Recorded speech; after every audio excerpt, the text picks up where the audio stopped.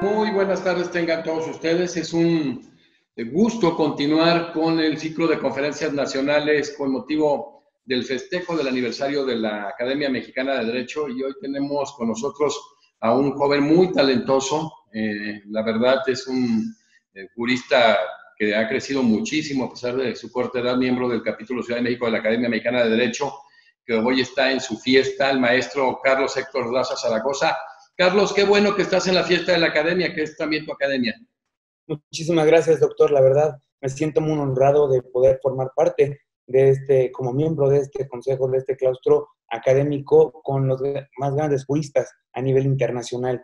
He seguido muy de cerca todo el ciclo de conferencias que ha estado impulsando y la verdad es para mí un gran honor poder estar aquí compartiendo con usted y le agradezco muchísimo. Fíjate que al contrario, Carlos, porque a mí me da mucho orgullo ver qué pasan los mejores juristas de lo que es en mayo y junio de Europa y América y que a partir de mes de julio tendremos materialmente cubiertos los 5 continentes, pero con juristas como tú, de muy alta talla, que día con día alternan con ellos y de verdad se nota la capacidad, la calidad y eso nos enorgullece porque sabemos ese intercambio de ideas extraordinario que se puede dar con cualquier jurista, pero también lo que pueden aportar, y lo van a ver hoy con la calidad académica que tiene Carlos Héctor Daza Zaragoza. Carlos Héctor Daza Zaragoza es licenciado en Derecho por la Universidad Iberoamericana, es maestro en Derecho por la Universidad Nacional Autónoma de México, es académico ya en la Universidad Nacional Autónoma de México, mediador privado certificado con fe pública número 586 de la Ciudad de México, socio fundador del Pacto Mediación Privada, vicepresidente del secretario general del capítulo Ciudad de México de la Academia Mexicana de Derecho, un joven sumamente talentoso. A mí me da, reitero, a mí me da mucho orgullo ver lo que tenemos en este país. Y en este gran ejercicio que se han hecho a nivel internacional con todos los que son miembros honorarios y distinguidos de la Academia Mexicana de Derecho que nos enorgullecen, también nos enorgullece ver la calidad que tenemos en el interior de la academia. Y eso nos deja ver, pues, lo que representa México en el ámbito jurídico y que históricamente mucho le ha dado. Entonces, esto es alternar, esa es una situación de alternar un gran jurista nacional con un gran jurista internacional y que de verdad las diferencias no se noten porque la capacidad que se tiene en México es extraordinaria. Y ahora lo verán ustedes con Carlos Héctor, que nos disertará en relación al tema soluciones alternas al proceso penal mexicano. Y bueno, pues iniciamos, Carlos Héctor, ¿qué son qué son ahora sí que en este tema importantísimo en materia penal, qué encontramos en esta solución de conflictos? Muchísimas gracias. Mira, para mí considero que hoy no se puede ver un sistema de justicia penal de corte oral adversarial sin que cuente con determinadas formas de terminación paralela a un procedimiento penal. Sabemos que nuestro sistema tiene un colapso, no cumple con sus objetivos de reinserción social, hay impunidad y en el sistema que contamos anteriormente, la víctima era olvidada por completo. Por eso es que se introduce en nuestro sistema de justicia penal mexicano estas figuras como el principio de oportunidad, los acuerdos reparatorios, la suspensión condicional del procedimiento, el procedimiento abreviado, en el cual a mí me gustaría centrarme específicamente a lo que se considera como soluciones alternas al procedimiento y que en un momento más podemos ir abordando. Recuerdo una conferencia que nos dio en la Facultad de Derecho el ministro Jorge Mario Pardo Rebolledo, en donde justo hacía mención sobre la importancia de estas soluciones alternas. Eh, Hablábamos sobre todas las deficiencias que se habían hablado, se capacitaron durante 8 años, que era la parte de la implementación del sistema de justicia a las fiscalías, al Poder Judicial, a los académicos, a toda la gente y los actores por parte del gobierno que intervienen. Pero en ningún momento se capacitó a la sociedad. En ningún momento se les dijo sobre las bondades que podía tener este sistema, que un sistema garantista que tanto se pedía para que no hubiera gente inocente en la cárcel, comportando una pena que no le correspondía y sobre todo la protección de las víctimas. Un sistema en donde la víctima es el eje, la columna vertebral y por eso se introducen conceptos como la justicia restaurativa, que ahora daré una opinión sobre por qué no igual considerarlo como justicia restaurativa, sino como un enfoque restaurativo, de acuerdo a las teorías que maneja el profesor Oscar Daniel Franco Conforti, ¿no? entre otras. Entonces, en género, en lato sensu, estos mecanismos alternos de solución de conflicto va a ser una alternativa de autocomposición en la cual las partes involucradas, ya sea el imputado, la víctima o ofendido, y en su caso la sociedad o la colectividad, pueden llegar a la construcción de acuerdos para que se repare el daño, se sanee el tejido social y entonces podamos continuar. Creo que ese sería, en género, el principal objetivo de estas soluciones alternas al procedimiento y los mecanismos. Fíjate que bueno que haces alusión al tema de que de alguna manera tengamos una sociedad informada, ¿no? En el tema de la cultura de la legalidad, que se sepa la esencia misma de qué se trata. Yo creo que una de las cuestiones de la pedagogía manejada en el ámbito jurídico es clave y este tipo de conferencias, este tipo de conversatorios, yo creo que pueden generar, sobre todo por la claridad del mensaje, esa información que tanto se requiere, ¿no? En estos mecanismos alternos de solución de controversias que pues tienen su origen, alguien quiere decir desde Capelletti, pero yo creo que quien le apostó mucho al tema fue Aniceto Alcalá Zamora cuando manejaba las cuestiones de equivalentes procesales, aquel gran jurista español que estuvo un tiempo en la Argentina y que terminó dando clases, viniendo a México, dando clases en la Universidad Nacional Autónoma de México. Carlos, dinos cómo vemos materializados estos mecanismos en el proceso penal mexicano. Sí, sin duda, como bien lo mencionas, doctor, este es un cambio de paradigma, ¿no? En cuanto nosotros ahí vamos a pensar que hubiera una solución alterna a la pena, ¿no? En un procedimiento penal. Y esto desde hace 15 años más o menos me tocó presenciar en un foro a grandes penalistas en donde participó mi padre, el doctor Carlos Lázaro Gómez, Miguel Ontiveros, y había una corriente de profesores procesalistas que decían, debemos de buscar otras alternativas para que realmente impartamos justicia. Y había otros que estaban un poco más aquilosos, es decir, el derecho penal es la última ratio, consecuencia de tus penas y medidas de seguridad, no hay de otra. Y era algo que era impensable. Sin embargo, por cuestiones de política penal teníamos que transitar a eso. Es así como después de la reforma constitucional que da vida a nuestro sistema de justicia penal, de corte penal adversarial y oral, se crean 4 cuerpos normativos, como bien saben, que son nuestro Código Nacional de Procedimientos Penales, Ley Nacional de Mecanismos Alternos de Solución de Conflictos, la Ley de Ejecución Penal y Ley Nacional de Ejecución Penal y la Justicia para Adolescentes. En todos estos cuerpos normativos, partiendo de nuestro artículo 17 constitucional, se contemplan los mecanismos alternos de solución de conflictos. Para hablar en particular del proceso penal, que es el tema que me gustaría abordar el día de hoy, tenemos al Código Nacional de Procedimientos Penales, que en su artículo 184 refiere que se considerarán como soluciones alternas a los acuerdos reparatorios y a la suspensión condicional de todo. Por su parte, contamos con una ley específica que va a decirnos los principios, reglas, procedimientos, cómo se debe de estructurar todos los organismos, tanto del Poder Judicial como de la Fiscalía General de la República y fiscalías locales, para la atención de organismos específicos para los mecanismos alternos. Y vamos más allá, en la Ley Nacional de Ejecución de Penas.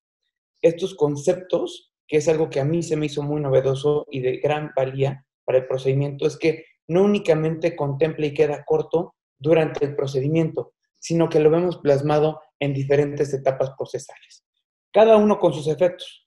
Si nosotros hablamos en cuándo podemos hacer ejercicio de los acuerdos reparatorios, va a ser desde que se tiene la denuncia, querella, requisito equivalente, hasta antes del auto de apertura a juicio oral. Lo que pasa con aquellas personas que ya están compurgando una pena.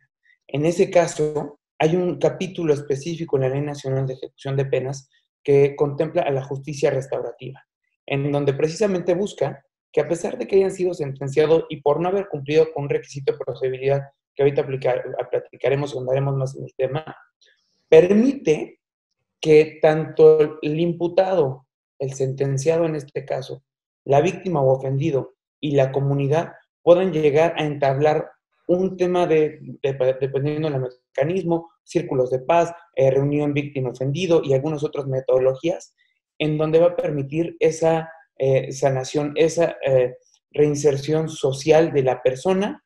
Uno, porque va a identificar que la conducta que realizó fue ilícita, fue contrario a derecho, y entonces ya tuvo que haber pasado por todo un proceso de asimilación y entendimiento de la conducta que realizó. Por su parte, la víctima o ofendido, que en muchos casos, por ejemplo, un caso de secuestro, queda totalmente vulnerada y con un miedo a poder reinsertarse a la sociedad. En las leyes se contemplaba la reinserción de los imputados, de los sentenciados, pero no se hablaba sobre esa reinserción de la víctima sociedad, porque queda evidentemente vulnerada. Y en tercer punto, la sociedad. ¿Cómo la sociedad va a ayudar para poder reinsertar a esta persona? A grandes rasgos son las etapas en las cuales lo podemos identificar. Y si te parece, ahorita hablamos un poquito más sobre en la etapa del Código Nacional de Procedimientos Penales, estas soluciones alternas, cómo las hemos materializado. Perfecto, Carlos, ¿cómo lo vas llevando precisamente en esa secuencia lógica? Carlos, ¿en qué caso proceden y en qué etapa del proceso nos podemos someter a estos mecanismos? ¿Ya avanzaste algo? Sí, voy a dividirlo en dos. Como les mencionaba, dentro del proceso penal contamos con dos figuras: los acuerdos reparatorios y la suspensión condicional del procedimiento. Los acuerdos reparatorios van a ser aquellos en donde la víctima y el imputado pueden, a petición de cualquiera de ellos, solicitar al Ministerio Público, si nos encontramos en la etapa de investigación o desde la etapa de investigación complementaria hasta antes del autoapertura de apertura a juicio oral, someterlo a consideración del juez para poder construir un acuerdo en donde, para empezar, se busque la reparación del daño. Y segundo, se realicen determinadas conductas que permitan la no reincidencia, la no revictimización y la no aceptación, la no entorpecer con temas de investigación. Eso es algo muy importante, porque existe y se cumple con uno de los principios fundamentales que menciona la Ley Nacional de Mecanismos Alternos, que es el principio de voluntariedad. Es un principio en donde se le permite, a través de como autocomposición, a las partes expresar cuáles son sus necesidades para poder identificar y poder reparar el daño. Es algo que va muy a la par de lo que ya mencionaba en una conferencia que dio mi querido Julio Hernández Barros sobre el derecho de víctimas, que también lo vi, es experto, especialista, un gran amigo, este concepto integral y este concepto transversal de lo que es la reparación del daño integral. Eso lo vemos insertado también en los acuerdos reparatorios. Estos acuerdos reparatorios no tienen una vigencia, pueden realizarse el cumplimiento de la reparación del daño de un par de meses en una sola exhibición de forma inmediata o parcial. Lo único que sí contempla el Código Nacional de Procedimientos Penales es que en caso de que el acuerdo que ha sido sometido ante el Ministerio Público para su validación o ante el juez, si no se menciona una temporalidad, se entenderá que el cumplimiento tendrá que ser por un año. A grandes rasgos, y como un primer acercamiento, esto es lo que contemplamos con una primera figura de una solución alterna, que son los acuerdos reparatorios. Por su parte, la suspensión condicional del procedimiento es a petición del imputado o del Ministerio Público. En este caso, desquebraja y rompe un poco con este concepto de la justicia restaurativa, porque no se toma en cuenta tanto a la víctima. Sí menciona dentro de los requisitos de procedibilidad que primero, dentro del acuerdo de vinculación a proceso, cuando se establezca cuál va a ser la pena, la media aritmética no puede ser mayor de 5 años. Segundo, que no debe de existir una negativa fundada por parte de la víctima, la única parte que considera. Y tercero, que evidentemente no sea reincidente y ya le haya gustado el estarse acercando a la parte para delinquir, y segundo, acercarse al procedimiento para que le concedan la suspensión condicional del procedimiento. En este caso, nosotros nos hemos preguntado en la parte procesal, cuando hemos llevado algunos asuntos, ¿cómo es la justificación correcta? Pues queda totalmente a la subjetividad del juez y de la víctima el poder determinar si está justificada o no el por qué se puede acercar a un procedimiento. Les voy a contar un caso y que vemos de forma reiterada. Todos los robos que se realizan en los supermercados, en las tiendas departamentales, para irnos a una cuestión práctica que es como creo que siempre nos queda un poquito más claras las cosas. Si sujeto A llega y se guarda alimentos, una ropa y determinados medicamentos, al salir de la tienda departamental lo detienen en flagrancia, lo ponen a disposición del Ministerio Público, ahí en un primer momento podríamos estar ante este supuesto de solicitar un acuerdo reparatorio, acceder a un mecanismo alterno. porque pues, estamos hablando, los 3 requisitos de los acuerdos reparatorios son cuando son delitos culposos o de querella o patrimoniales en donde no medie violencia. Cumplimos totalmente con esa característica. Sin embargo, como les decía, requerimos o se requiere la voluntariedad de la víctima para poderlo hacer. Tienen, por cuestiones de políticas internas de estas tiendas departamentales, no aceptarlos y al menos irse a las últimas consecuencias, que es irse a la audiencia de vinculación.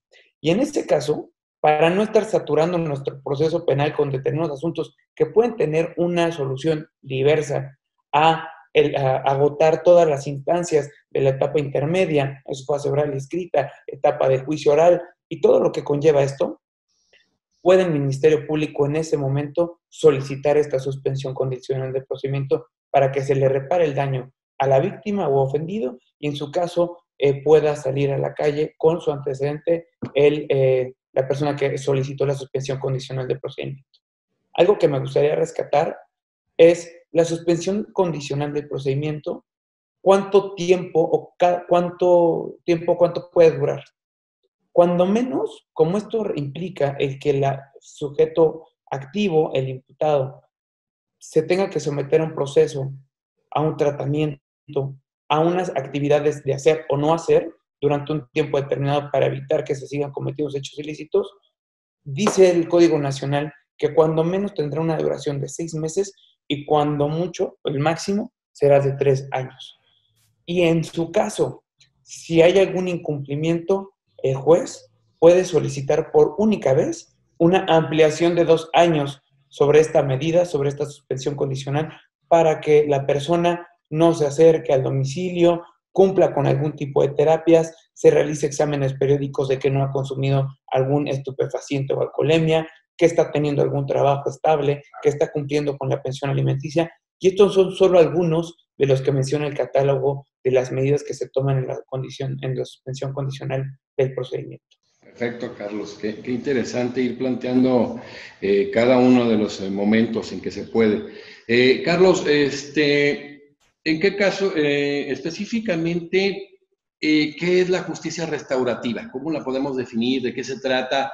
Esto de alguna manera en ese diálogo de fuentes pues se maneja la importancia que ha trascendido este mismo tema a otras materias por lo que se ha generado en el mismo Estados Unidos y lo que ha representado. Primero, ¿qué es esta justicia y qué tan importante es para ti en este nuevo esquema de buscar, pues, sobre todo la paz social a través de ello? Así como lo mencionas, esa es la trascendencia que tiene la justicia restaurativa. Es un concepto que se introduce y permea en todo nuestro proceso penal, donde se va a buscar que las 3 partes, tanto la víctima, el ofendido, el imputado y la sociedad, puedan sanar esa relación que hubo y que se vio fracturada por la comisión de un hecho ilícito, a través de la reparación del daño. En términos generales sería eso. Platicaba recientemente con el doctor Oscar Franco Conforti, especialista en estos temas de justicia restaurativa, y justo me explicaba que en su posición es mal empleado el término de justicia restaurativa, toda vez que la justicia es una sola, pero existen diferentes modalidades para poder llegar a ella. Entonces, el hecho de que tengamos herramientas y técnicas para llegar a ella, él lo contempla más como un enfoque restaurativo. Quiero aclarar, en todo nuestro cuerpo normativo se menciona como justicia restaurativa. Incluso hay un capítulo específico en la Ley Nacional de Ejecución de Penas. Este concepto de justicia restaurativa considero que es necesario porque es la forma en la que realmente podemos llegar a atacar sanar esa situación, esa vulneración que tuvo la víctima en el proceso, pero no solo eso, que también el imputado pueda caer en cuenta, pueda darse cuenta de el conflicto, el daño, el impacto social que tuvo su actuar. Una situación que antes pues, no nos interesaba, era más una corriente utilitarista en donde tú cometes una conducta delictiva, se te sanciona y se acabó. Ahí busca reinsertarte en estas universidades del crimen, como lo hemos visto, que son los centros penitenciarios. Y aquí no, aquí realmente lo que se busca, y esa es la importancia, yo creo, y por lo cual reconozco a los facilitadores tanto de la Procuraduría, de las Procuradurías, Fiscalía General de la República y de los tribunales, el Poder Judicial, porque este proceso de a través del diálogo y el habla para poder llegar a ayudarle a la gente a que identifiquen cuál fue el conflicto y poder sanear es espectacular. Es un proceso, como en palabras de María Inés Suárez, es un proceso transformativo. Es un proceso que realiza una transformación en la psique de las personas. Sí considero que la justicia restaurativa y los mecanismos alternos son una muy buena solución, pero también me gustaría ser claro en que no es la llave y la solución a toda la panacea, porque sabemos que acabo de escuchar recientemente una conferencia sobre el índice de maldad. Las características que tienen determinadas personas para cometer ilícitos, sabemos que hay algunas personas que por cuestiones químicas, biológicas, psicológicas, sociales, son propensos o son impulsados para la comisión de determinados hechos ilícitos. Por supuesto, habrá, el derecho penal tendrá que continuar con ese jus poniendi, con esa facultad exclusiva sancionadora al Estado para imponer con todo el rigor y fuerza de la ley contra determinadas conductas. Pero hay muchas otras que sí nos permite el que pongamos en el centro y se cumpla con ese objetivo a la víctima para sanarlo. Hoy en día se cuenta con mecanismos como la es la mediación, la conciliación y las juntas restaurativas. Estos tres son los que materializan este concepto de justicia restaurativa en nuestras leyes. Técnicamente existen muchísimos más, pero el legislador, al crear esta Ley Nacional de Mecanismos Alternos, contempló estos tres, que voy a ir platicándoles sobre las características de cada uno de ellos. ¿Les parece bien? La mediación como tal es vamos a ponerlo como en una pirámide, en donde van a participar la víctima ofendido, el imputado y un facilitador. Un facilitador que, como ya les he comentado, puede ser tanto de las fiscalías, que cuentan con un órgano específico, o por los tribunales locales, Poder Judicial de la Federación. Lo que van a buscar aquí es que a través de la comunicación puedan llegar a construir acuerdos, este es el concepto de autocomposición, para poder construir este acuerdo reparatorio. El papel del facilitador, y esto ha sido criticado un tanto en algunas conferencias que he tenido con algunos facilitadores, se remite únicamente a el permitir que haya un buen diálogo entre las partes, identificar los puntos de conexión, cuáles son las necesidades, y a través de eso, a través de las preguntas, ayudarles a que puedan construir estos acuerdos. Y ellos lo critican porque realmente, y ahora que he tenido la oportunidad de llevar algunos procesos como mediador privado, implica mucho más. Un estudio técnico de la psicología, la función del cerebro y cómo puedes tú hacer ese lenguaje o esa identificación y lectura del lenguaje verbal y lenguaje corporal, que lo es todo. Todas estas técnicas y herramientas con las que cuentan los facilitadores son maravillosas y que considero que son la herramienta principal para la mediación. Una característica, para irlo agotando cada uno de los temas, que para mí es fundamental de la mediación, es que como permite el diálogo y la conciencia y transformación por cada una de las partes, a través de este principio de voluntariedad, hay un 99% de cumplimiento de esos acuerdos, porque las mismas partes lo construyen. No así como la conciliación, que es otra herramienta, otro mecanismo alterno de solución de conflictos que contempla la ley nacional, pero en esta el facilitador tiene un papel más proactivo, en el que sí puede proponer alguna alternativa, en el que sí puede proponer alguna solución, ya habiendo escuchado las partes, escuchando las necesidades de cada uno. En al ser impuesto, y impuesto va a ser una situación genérica, porque, como les digo, la característica de estos mecanismos, que pueden ellos decir si firman o no, si se someten o no, al final de cuentas. Pero sí el que estén proponiendo, identificando estas características y disminuye un poco su índice de cumplimiento. Y por último, las juntas restaurativas. Estas juntas restaurativas, a diferencia de la mediación y la conciliación, interviene una colectividad afectada. Y para que quede un poco más claro, les platico un caso que a mí se me hizo de la vida normal. La señora trabaja en el Poder Judicial, tiene horarios desde 5 de la mañana hasta 2, 1 de la mañana, lo normalito, el famoso trabajar de sol a foco, ¿no? Y entonces, diario sale, pero en el departamento en donde vive, se encuentran estacionados en forma lineal el departamento 202, 203, 201 y 203. El de ella queda hasta atrás. Pues para poder salir, tiene que estar moviendo el vehículo la vecina. Pero la vecina ya está hasta el gorro de que estén tocándole a las 5 de la mañana y a la 1 de la mañana para salir. Tratan de forma voluntaria llegar a algún acuerdo pues, para que lo cambien por sus propias necesidades y para evitar la molestia de ambas personas. No llegan a ningún acuerdo.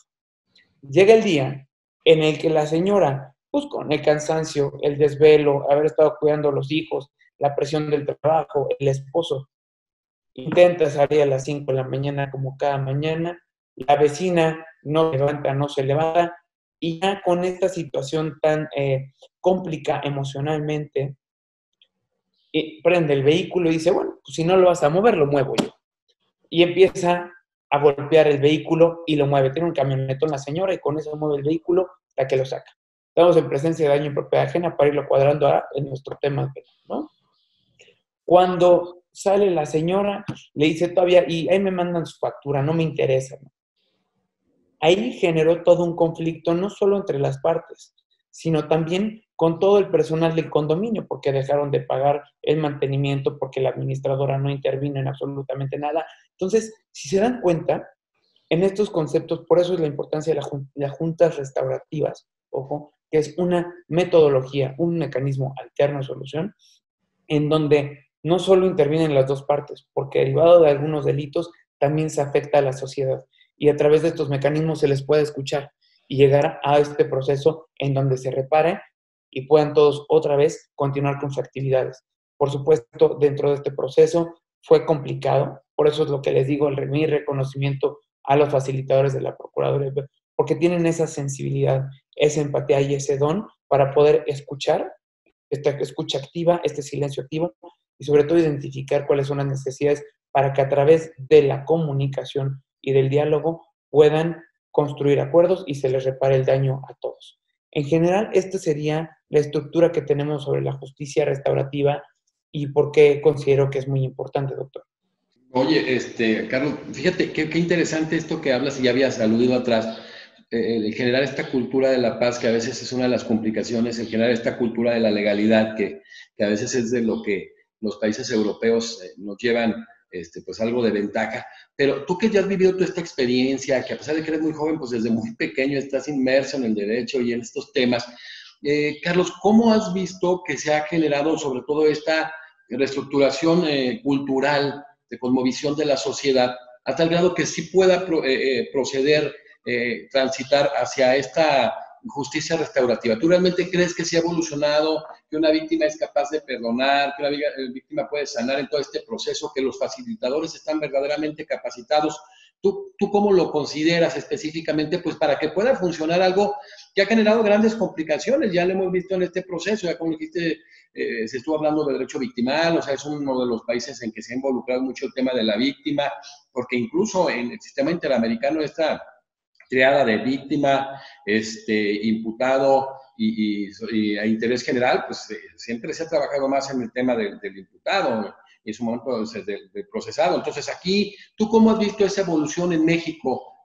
¿Vamos bien en este sentido? ¿Se ha generado esta cultura que se requiere de la cultura de la paz en general? ¿Hay voluntad o cuesta trabajo? Tú desde tu misma formación, desde tu trabajo, precisamente como mediador privado, ¿cómo lo sientes, Carlos? Sí, fíjate que en mi opinión estamos muy detenidos con esa situación. Y voy a platicar una experiencia. Mi formación como tal es de abogado postulante en materia penal. Esa es por mi formación. Sin Originalmente, embargo, sí. por los nuevos mecanismos y los nuevos sistemas el nuevo sistema de justicia penal, hemos tenido que transitar a tener una formación dual, en donde no solo es el tema de la confronta y la defensa, sino en resolver el conflicto a través de todos estos mecanismos. Y en la práctica, en el despacho, cuando llega algún cliente por algún delito, por ejemplo, de fraude, la obligación que tenemos, forman parte de la Industria Nacional Colegio de Abogados, tienen determinados protocolos de ética profesional, pues debes de hacerle saber cuáles son todas las alternativas.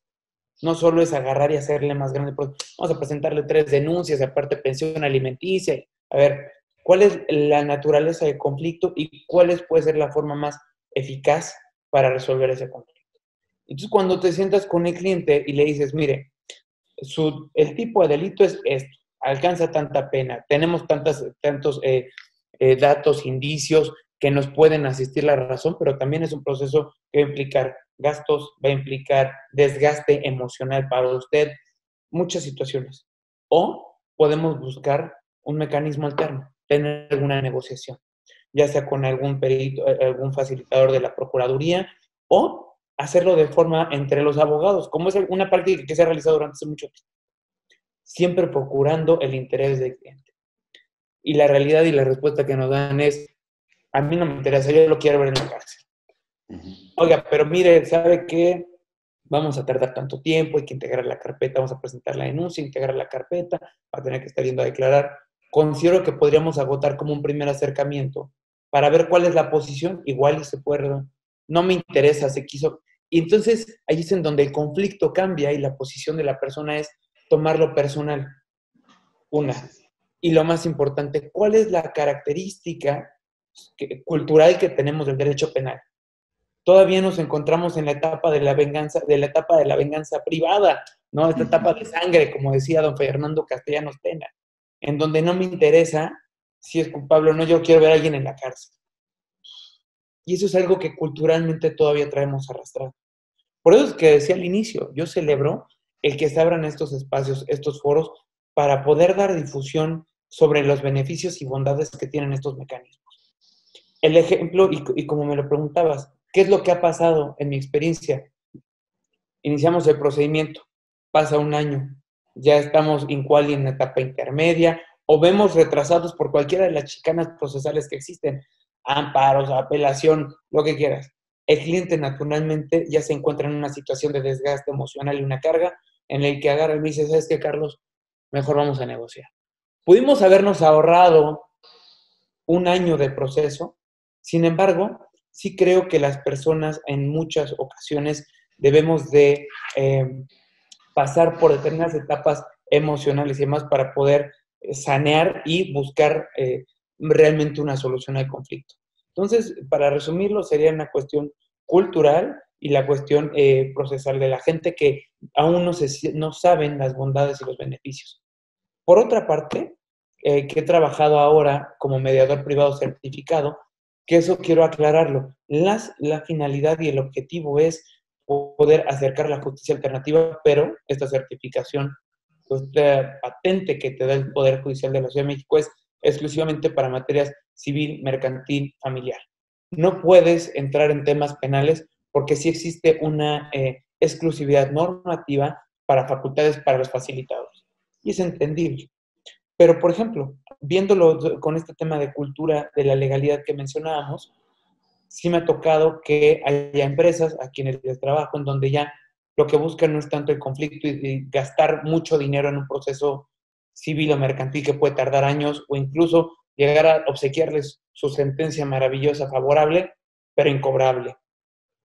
Mejor buscar un buen acuerdo que realmente cumpla y satisfaga las necesidades de los clientes y también la posibilidad de pago de las personas que están involucradas.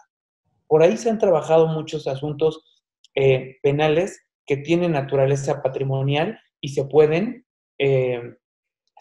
solventar a través de estos mecanismos en materia civil y mercantil. Por ejemplo, en este caso que decía, un fraude, pero que pudiera tener una connotación, una naturaleza también de corte civil, dependiendo en dónde encontremos el dolo, que por una disposición jurisprudencial sabemos que la cuestión del dolo entre el civil y el penal, la diferencia va a ser en qué momento se sabe del incumplimiento. Si es anterior a la conducta, es evidentemente un dolo penal. Si es posterior, entonces estamos ante un dolo civil. Entonces, hay una línea muy delgada que me ha permitido poder acercar estos mecanismos para las partes. Algo que me gustaría nada más mencionar, cuáles son los efectos de estos acuerdos reparatorios y de la suspensión condicional. Por supuesto, el efecto es la extinción de la acción penal. Con eso se concluye con el procedimiento y no queda antecedente alguno, porque las partes que intervienen en el proceso, en este mecanismo, en ningún momento son el imputado y la víctima, cambian a ser las partes que intervienen en un proceso de mediación, conciliación o junta restaurativa. Entonces, los efectos son muy buenos, pero ¿qué pasa si si se incumple este acuerdo reparatorio? Los únicos efectos, a diferencia de la materia civil y mercantil, es que se retraen los efectos al momento procesal en donde se encontraba, respetando los derechos de la víctima o ofendido para que los pueda ejercer en cualquier momento y continuar con el proceso penal. Y entonces, allí, por eso, y lo menciono por esto, si nos encontramos en esta línea en donde la persona fue víctima de un fraude, que puede haber una línea muy delgada entre lo penal y lo civil, en ocasiones se le recomienda mejor acercarse con un mediador privado certificado, porque los efectos que tiene este convenio de mediación es de cosa juzgada. Hace las veces de una sentencia y en caso de incumplimiento, a diferencia de que te regresen todo este tiempo que perdiste durante el acuerdo reparatorio, el cumplimiento del acuerdo reparatorio, se puede llegar a el cumplimiento por una vía de apremio, como lo mencionan las leyes y legislaciones civiles. Fíjate nada más qué interesante todas las herramientas y mecanismos que tenemos hoy tan buenos para poder sanear a nuestra sociedad, para evitar que colapsen y se saturen nuestros tribunales y sobre todo que podamos vivir en una sociedad que esté alineada a la cultura de la paz, ¿no? Eso sería como me gusta y la perspectiva que tengo al respecto. Excelente, Carlos. Fíjate que ahora en esta dinámica que hemos generado bueno, la idea son sobre 150 conferencias nacionales e internacionales, vamos a iniciar con un proceso de mesas. Por ejemplo, vamos a iniciar con mesas, por ejemplo, del estatus actual de los derechos humanos, y vamos a tener gente de la ONU, de la Corte Interamericana y demás. Y he pensado en que se arme una mesa en este tema de mecanismos alternativos de solución de controversias, que evidentemente vas a estar tú integrando forzosamente, mis respetos.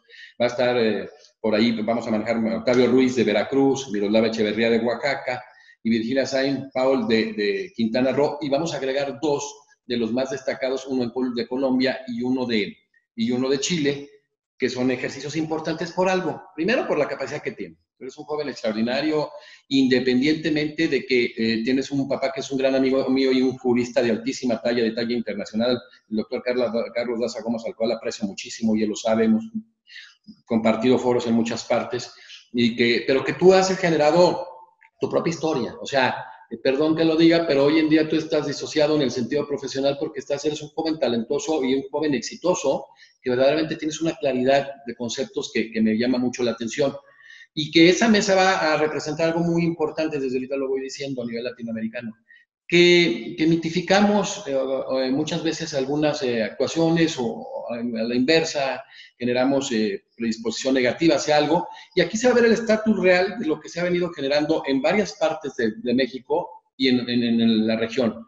Y ahí con 6 brillantes juristas en este tema, construir algo interesante, no para México, sino para América Latina, porque la idea a través de estas mesas es generar propuestas a nivel latinoamericano, donde veamos las ventajas que se tienen en cada uno de nuestros países y las desventajas que se tienen, para que los defectos los vayamos, si no erradicando, sí minimizando, y los beneficios o las cosas positivas que se tienen con base a estos grandes conocedores del derecho en áreas de expertise muy específicas, podamos ir creando. Y entonces que esto se plasme en la norma. Se inicia en la academia, pero de gente estudiosa que ha estado dentro de los procesos.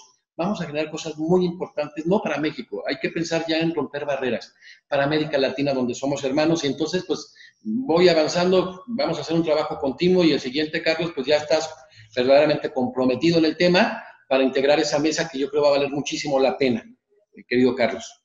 Por supuesto, te agradezco muchísimo, en verdad, la distinción. Para mí, como te decía al inicio, es un orgullo poder formar parte de esto. Es, como bien lo mencionas, he hecho muy buena sinergia. Mi papá, lo más importante que me ha dejado es ese amor a la docencia, ese estudio diario. Entonces, por supuesto, ya en algún momento tendríamos que haber caminado cada quien por su camino, porque cada uno tiene su propio talento, sus características, y así es en donde voy. Por eso agradezco mucho la oportunidad y cuenta conmigo, con mi apoyo en todo lo que pueda hacer para este congreso.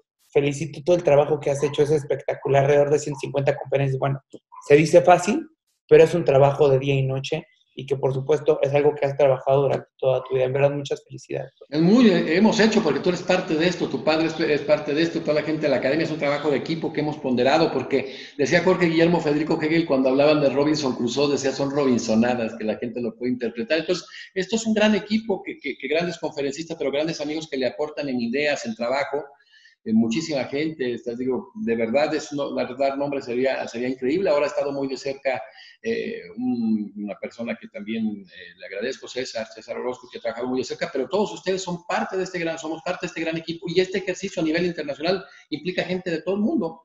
Y esto, de verdad, se está generando una sinergia que no es un beneficio personal, un beneficio de grupo, al contrario. O sea, primero que no se lucra nunca, y en segundo, que juristas de muy alta talla empiecen a disertar y luego se sienten en mesas muy específicas a trabajar en una construcción o en una reconstrucción de temas torales en América Latina. La idea es ir construyendo las democracias con ejercicios de intercambio de ideas como como los diálogos jurisprudenciales que se hacen con tribunales constitucionales, que se hacen con constitucionales supranacionales. Lo mismo se hace con grandes juristas, porque esto lo crean los hombres. Y en esa creación está gente como tú, ya lo reiteré, como Octavio Ruiz, como Milagro Echeverría en Oaxaca, gente como Virginia, Quintana Roo, y ahora dos grandes juristas como ustedes en estos temas, uno de Chile y uno de Colombia. Primero, reiterar, para este ejercicio donde son pares, donde son gente muy talentosa, y en segundo lugar, para que veamos que muchos de los ejemplos que tenemos realmente han funcionado y otros muchos tienen deficiencias muy parecidas. O sea, este tema del sistema penal acusatorio adversarial ha traído conflictos de que manejamos integralmente ciertos modelos, y entonces nos traemos los mismos defectos, no hacemos el ejercicio de una imitación realmente lógica, en donde vamos qué ha funcionado, que somos sociedades muy parecidas, que algunas tenemos conflictos muy identificados y muy pares, pero algunas otras estamos en condiciones diferentes. Vamos a hablar en temas de violencia. Si nos ponemos nosotros con Costa Rica, pues Costa Rica, independientemente de que es pequeño, es un país que ha generado una solidez democrática impresionante.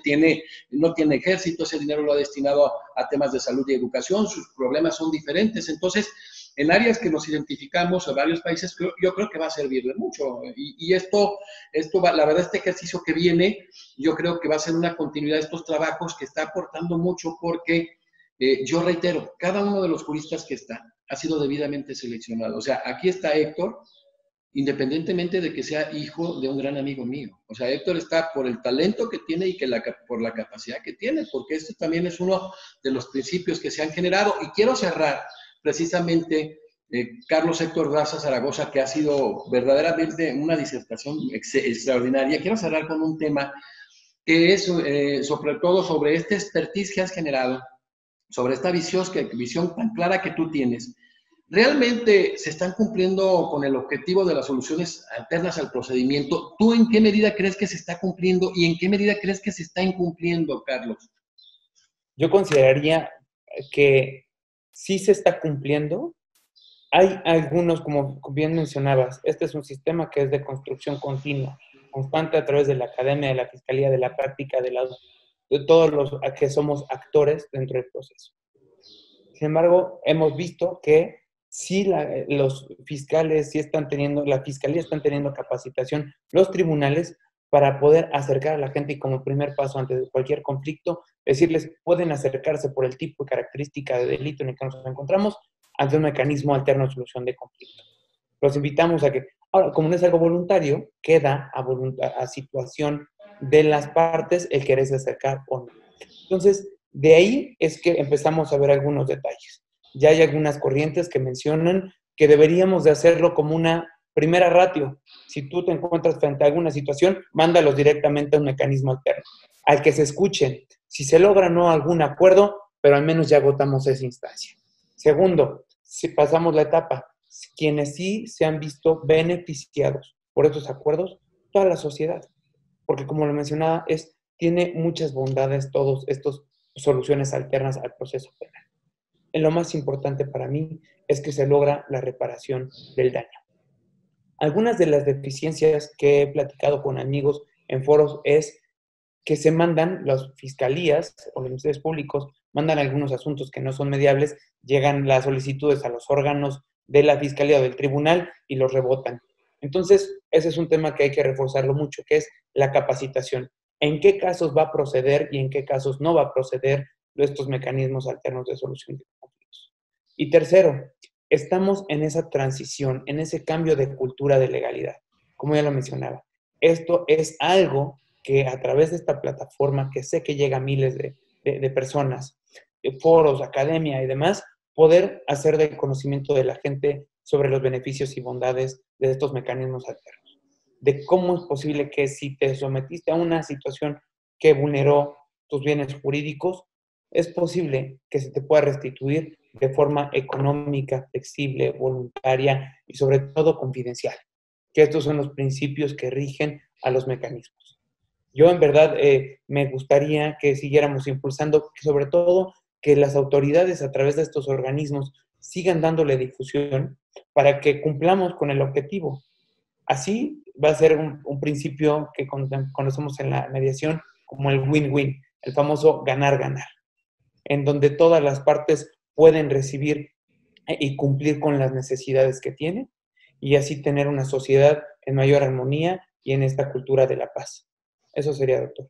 Sí, fíjate qué importante. Yo creo que en un momento dado, si se entendiera, el primer gran punto es generar esa conciencia, ese cambio de paradigma e ir hacia una cultura de la paz básica, ¿no? La Luigi Ferrajoli, cuando hablaba de los contenidos, de los derechos fundamentales, de los contenidos axiológicos, él marcaba pues, el tema de la igualdad, de la democracia, y manejaba el tema de la paz. A la vez eran 4 elementos, manejaba él la tutela de los débiles. Y entonces aquí lo más importante es que esto era un punto visualizado hacia que entienda la gente eso, no buscar lo que tú ya decías atinadamente, la venganza, pero se tiene que preparar a una sociedad, que es el primer gran punto, y partir a que la idea de que tengas que entrar o como una etapa o como un manejo obligatorio a esto de la conciliación, a este tema de la conciliación, de la mediación, del arbitraje, o sea, todos los temas que puedan generar esta solución de conflictos tan importante que decía, pues si bien lo hizo Capelletti, yo creo que en el caso muy concreto de Niceto Alcalá Zamora, que fue un verdadero genio, pues estos equivalentes procesales nos podrían llevar no tan solo no al tema de no saturar los juzgados y de eso con el objetivo, sino a final de cuentas el primero gran objetivo, el lograr precisamente democratizar una sociedad. Y la paz es uno de los grandes mecanismos de lograr una satisfacción generalizada, de lograr el tema de la paz. Y bueno, a mí me ha encantado ver cada una de las conferencias en este tema muy específico. Cerramos con lo que vienes tú generando, de verdad. Yo decirte que estoy muy orgulloso de que estés integrado, de que eres un joven muy talentoso, Carlos Héctor Daza Zaragoza, y de que vienen muchas actividades muy interesantes, muy importantes, porque vamos a sacar conclusiones muy específicas de cada una de las conferencias y en general.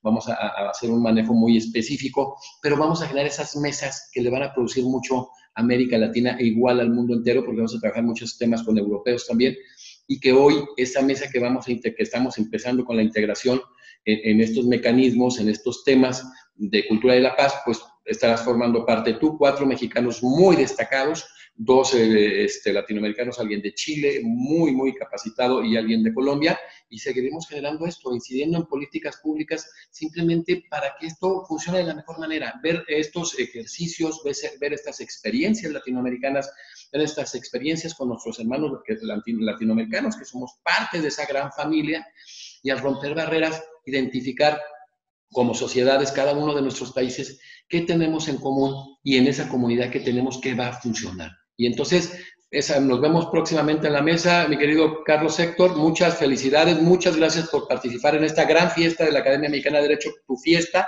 y que nos complace que estés integrando a una sociedad académica que la única pretensión que tiene es intercambiar experiencias que puedan incidir en verdaderamente consolidar el Estado de Derecho que tanto anhelamos. Gracias, Carlos. Muchas gracias, doctor, y en verdad un honor poder formar parte de la academia.